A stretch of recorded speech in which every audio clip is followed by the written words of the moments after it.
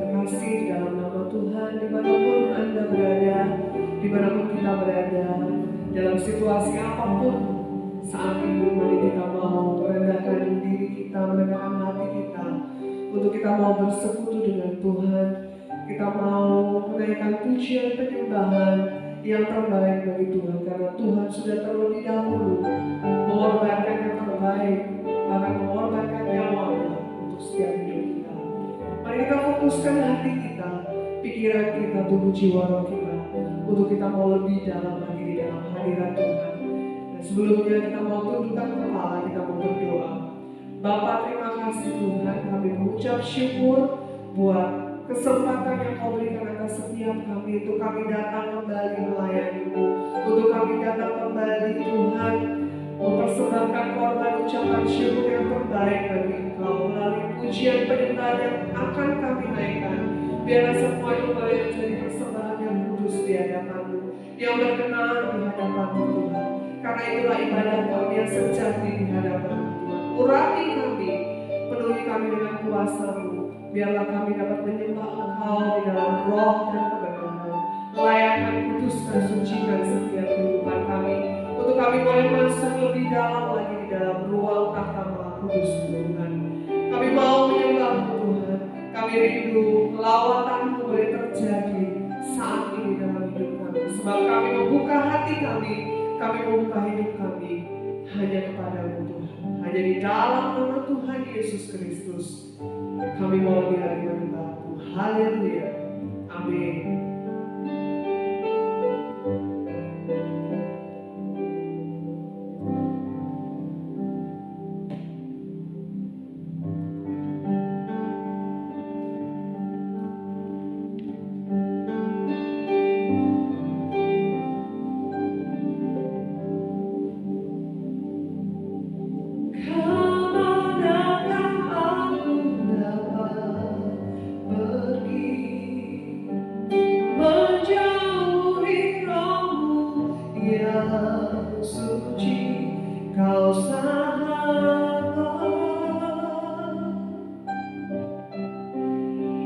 Dan Kau dekat,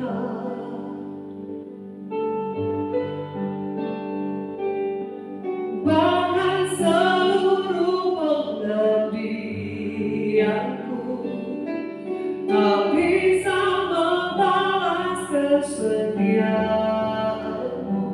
Sungguh mulia dan berharga, sungguh besar pengorbanan-Mu bagiku, terlalu dalam untuk dimengerti. Sungguh besar, sungguh indah yang Kau pikirkan tentangku,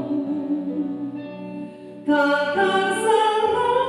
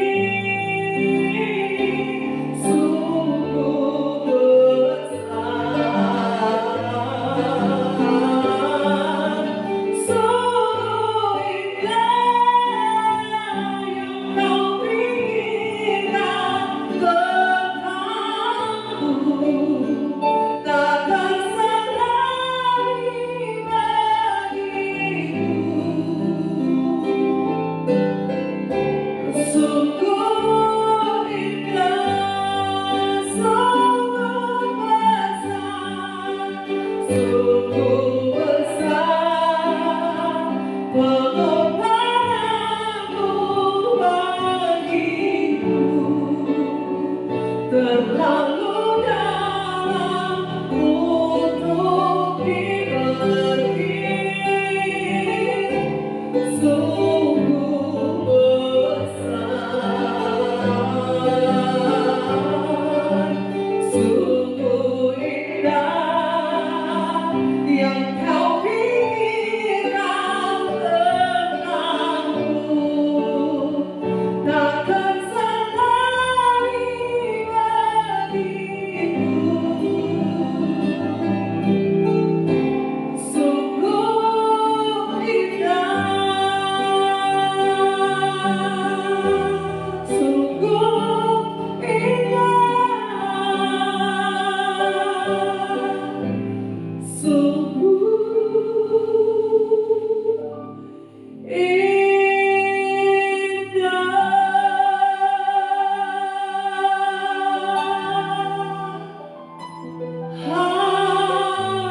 Haleluya. Sungguh indah Kau Tuhan, sungguh besar pengorbananmu dalam hidup kami. Kami bersyukur. Terima kasih Tuhan, terima kasih buat karya keselamatanmu dalam hidup kami.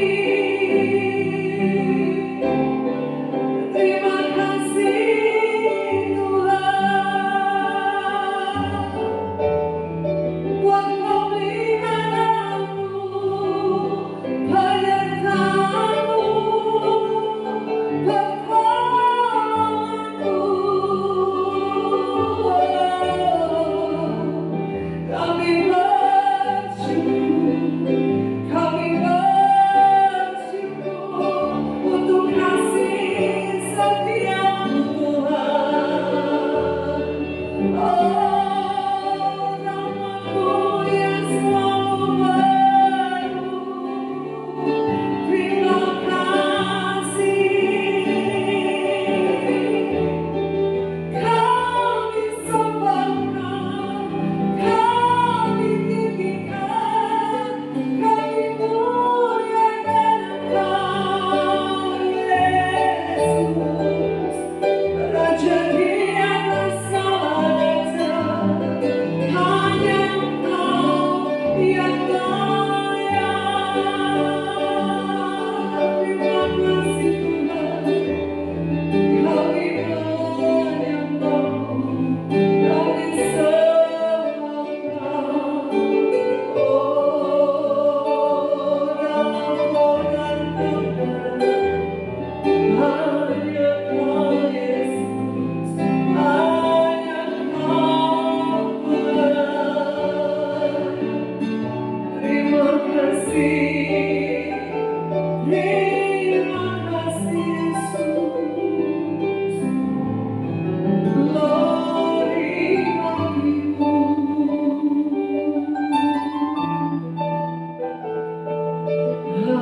Haleluya.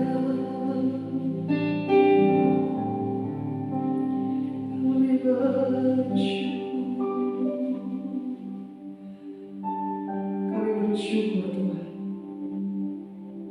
Lebih lagi kami mau menyanyi, memujikan nama-Mu. Sebab Engkau Allah yang besar, nama-Mu besar Tuhan, dan Engkau layak untuk dipuji. Haleluya. Biarlah segala kemuliaan hanya bagi-Mu Tuhan. Segala derajat pujian, keagungan, kejayaan hanya bagi-Mu Tuhan. Haleluya.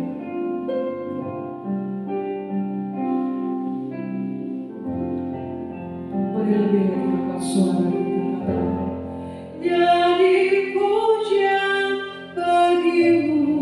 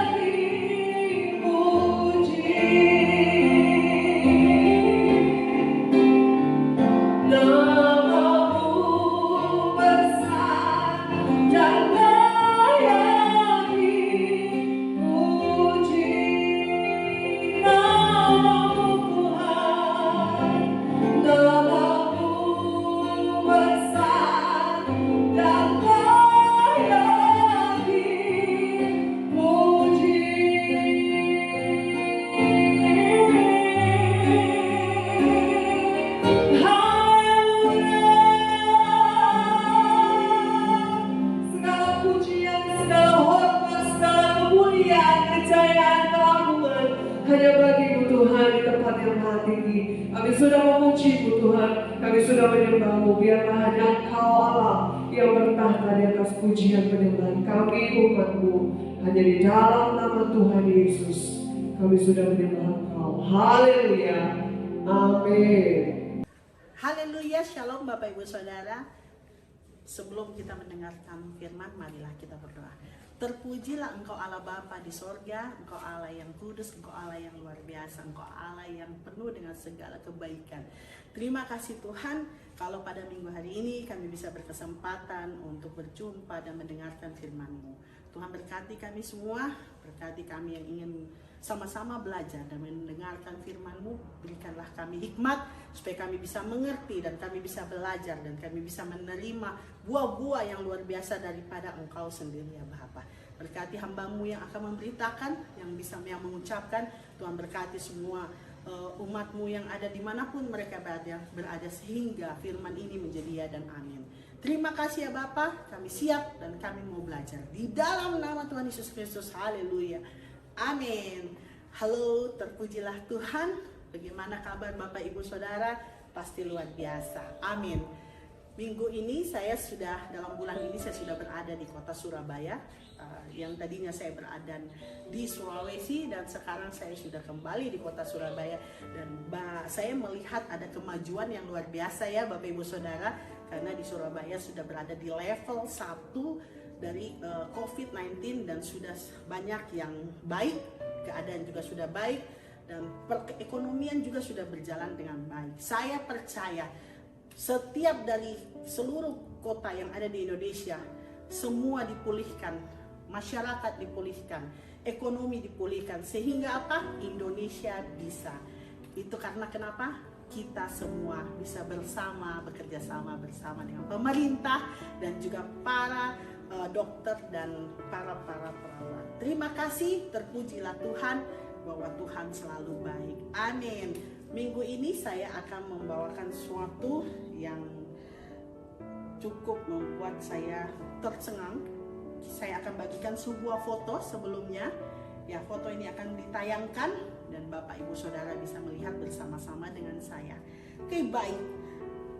Bapak Ibu Saudara sudah melihat bahwa ada foto di depan kita sebuah 2 ekor zebra.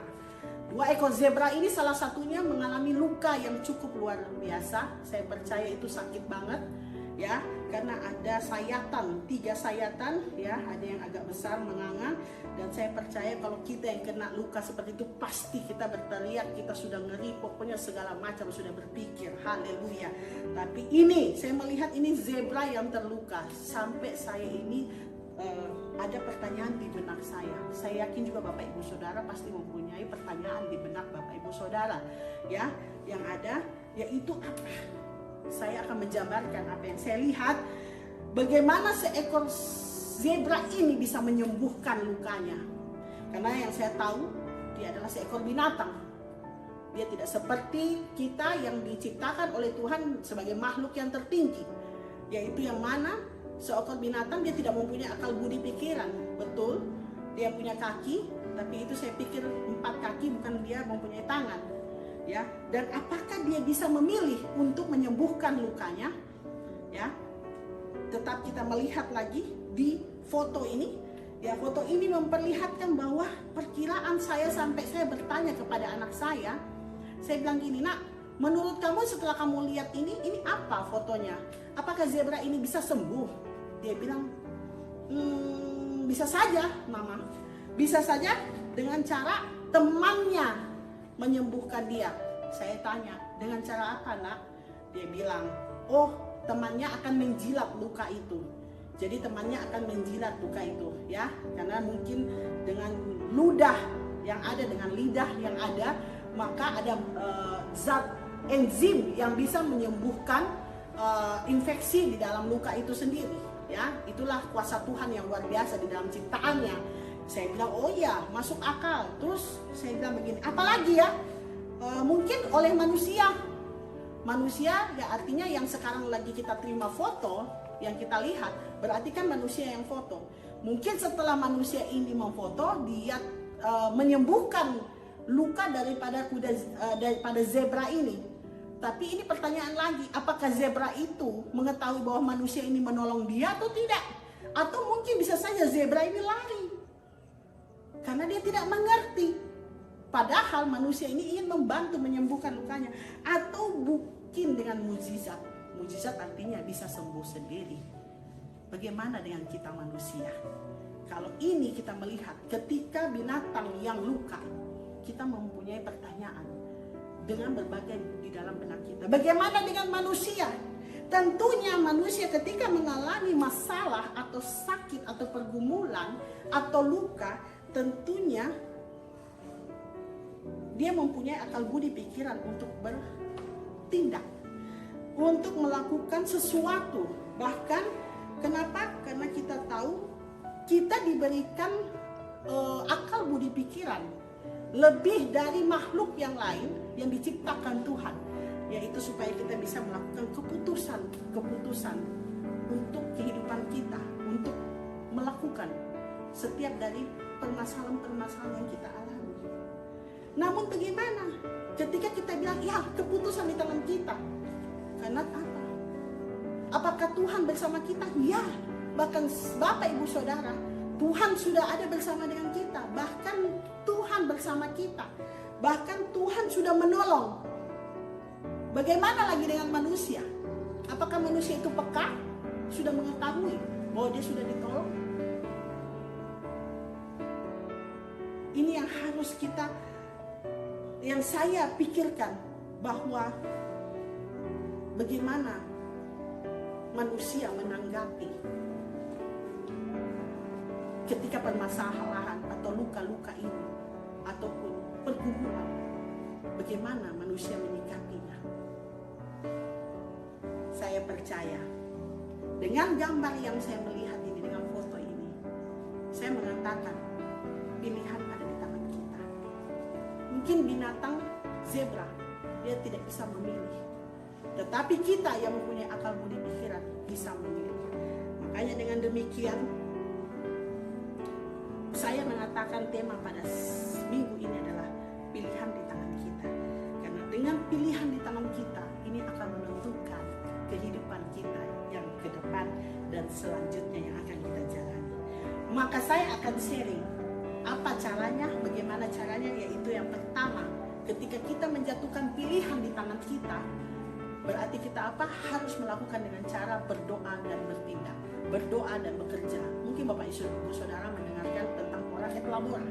Ora et Labora ini adalah satu kalimat motivasi di dalam kekristenan yang mana untuk memotivasi kita untuk berjuang di dalam kehidupan kita, yaitu apa? Artinya kita bukan hanya berdoa meminta kepada Tuhan, tetapi kita melakukan tindakan sesuatu bersama Tuhan. Artinya bukan kita hanya meminta dan berdoa, tapi kita melakukan sesuatu yang kita yakini akan sukses bersama Tuhan. Amin. Yakobus 1 ayat 22 mengatakan begini, tetapi hendaklah kita menjadi pelaku firman dan bukan hanya pendengar saja. Sebab jika tidak demikian kamu menipu diri sendiri. Artinya kita ini harus menjadi pelaku. Kita berdoa, kita bertindak, berarti kita melakukan firman Tuhan sebagai anak Tuhan, sebagai seorang Kristen. Jangan cuma ngaku Kristen, tetapi tidak melakukan, hanya mendengar. Oh, Pak Pendeta ada kasih tahu minggu lalu ini ayat. Oh, saya ada lihat di Facebook ini teman ada bikin ayat ini. Oh, luar biasa, tersentuh sekali saya punya hati. Saya juga mau seperti itu. Tetapi ketika terjadi sesuatu, dia hanya menjadi pendengar, tapi dia tidak mau menjadi pelaku. Artinya, marilah ketika kita memilih, kita melakukan pilihan berada di tangan kita. Ketika masalah terjadi dalam kehidupan kita, kita harus mengambil pilihan yang kita putuskan sendiri. Kenapa? Karena Tuhan sudah menciptakan kita menjadi makhluk tertinggi. Yaitu apa? Kita melakukan berdoa dan bertindak. Berdoa dan juga kita bekerja untuk mencapai tujuan kita, untuk mencapai solusi, untuk melanjutkan kehidupan kita. Ada amin Bapak Ibu Saudara. Yang kedua adalah bertahan. Matius 24 ayat 13. Tetapi orang yang bertahan sampai kesudahannya akan selamat. Artinya begini, banyak sekali tipikal manusia untuk dikatakan bertahan ini sulit untuk dilalui. Kenapa? Saya melihat dikarenakan begini, banyak yang pesimis, banyak yang bukan hanya pesimis tetapi banyak alasan. Aduh sudah ada solusi ya, Tuhan sudah memberikan solusi dan kita sudah memilih keputusan yang akan kita lakukan. Namun ketika kita melakukan, kita nggak bisa bertahan, Bapak Ibu Saudara. Nah ini yang banyak saya lihat yang terjadi dalam kehidupan kita. Pesimis dan bahkan ada banyak alasan inilah itulah, dan yang paling menakutkan kalau kita saling tunjuk-menunjuk. Karena tadi saya ada tanya sama dia, tapi ternyata dia bilang begini, jadi saya mundur dulu, jangan dulu. Ayo Bapak Ibu Saudara, banyak sekali ini. Karena apa? Kita tidak bisa bertahan. Sudah melakukan ini, ternyata sepi, tidak laku, begini, ini. Akhirnya patah semangat. Bahkan ada satu cerita ketika satu orang anak, dia lulus SMA, dia punya cita-cita menjadi tentara angkatan darat di Indonesia ini. Sampai 3 kali selama 3 tahun dia berturut-turut tidak pernah putus untuk mendaftar. Namun Bapak Ibu Saudara, ternyata dia tetap tidak diterima. Apakah dia putus asa? Tidak. Ternyata dia tetap bertahan. Bertahan bukan berarti keempat kali dia melanjutkan untuk lagi mendaftar di angkatan darat, tetapi dia bertahan dengan apa? Dengan menjadi penjual mangga. Tiba-tiba dia menjadi penjual mangga. Dan ternyata dia sangat bersyukur. Ternyata walaupun dengan 3 tahun dia mendaftar, dia kecewa, tapi dia tetap mau mendaftar. Sambil dia menjual mangga, ternyata dia sekarang jadi juragan mangga, Bapak Ibu Saudara. Makanya itu yang dibilang, tetapi orang yang bertahan sampai kesudahan itu akan selamat.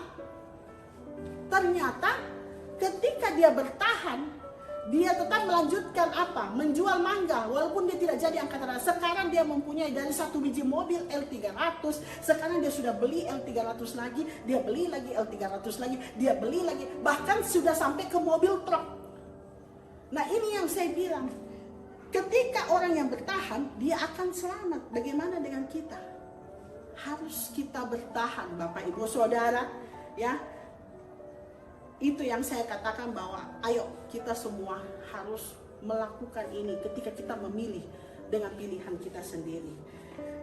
Ayub 7 ayat 1 berkata, bukankah manusia harus bergumul di bumi? Berapa banyak pergumulan yang terjadi dalam kehidupan kita. Dan saya mau bertanya, apakah ada di dunia ini manusia yang hidup tanpa bergumul, tanpa bermasalah, tanpa mempunyai luka, tanpa mempunyai kejadian? Tidak ada, Bapak Ibu Saudara. Karena bahkan dikatakan, bukankah manusia harus bergumul di bumi? Itu yang kita harus katakan.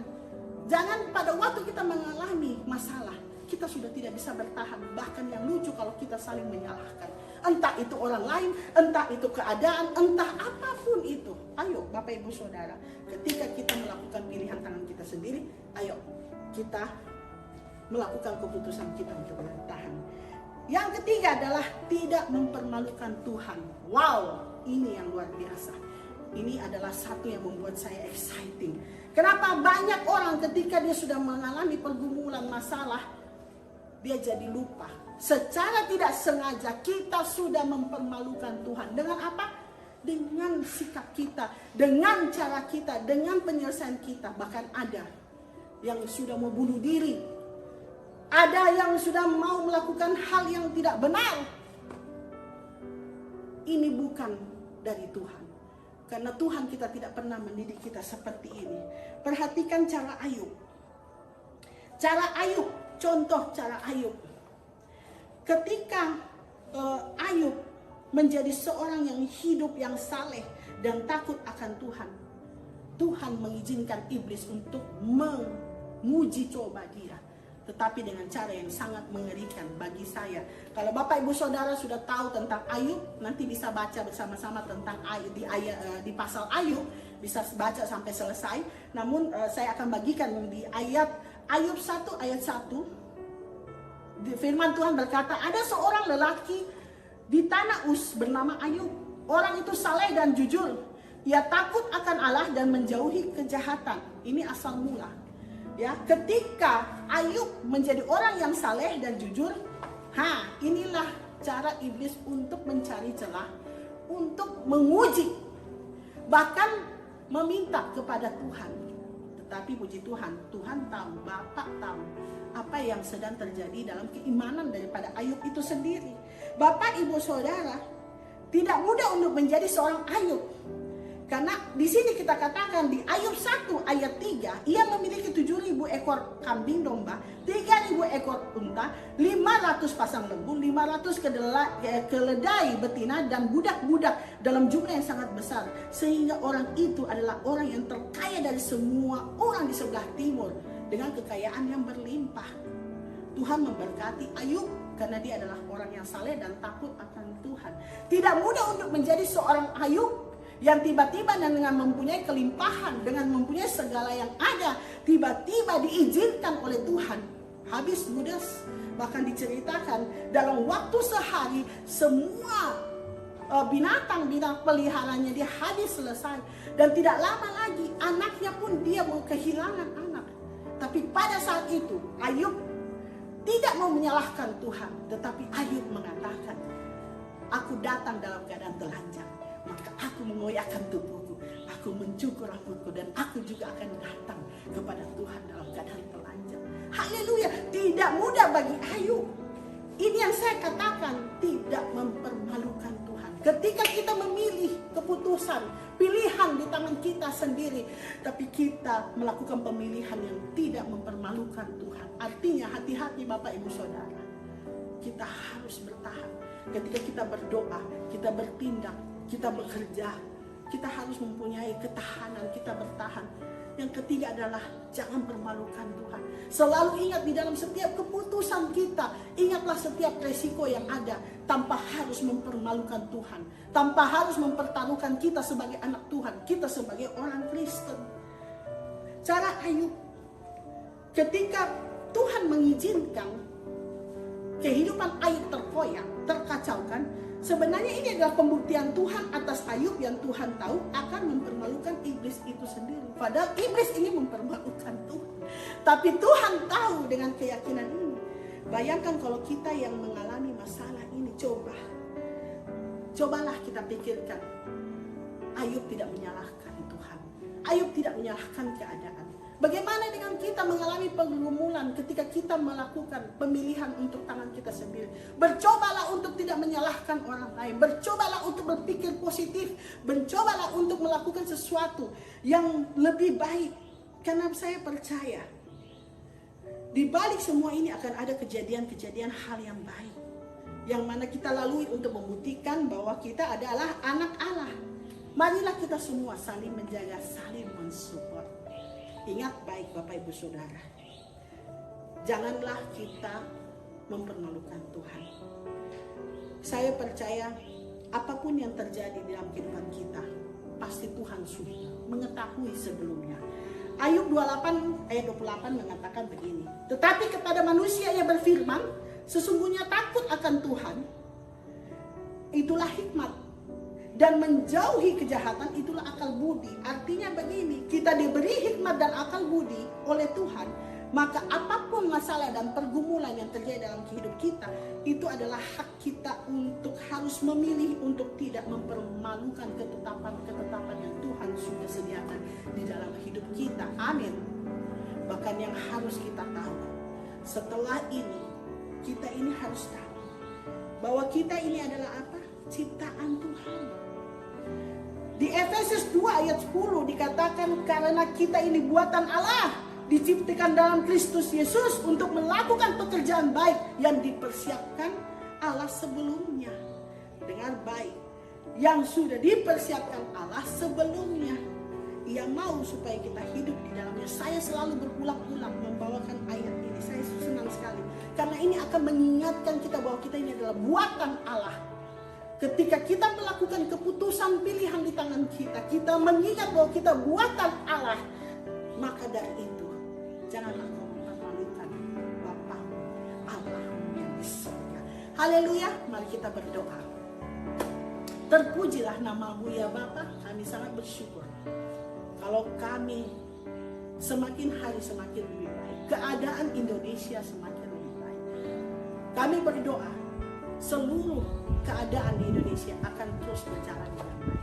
Kami percaya Indonesia akan semakin selalu dipulihkan.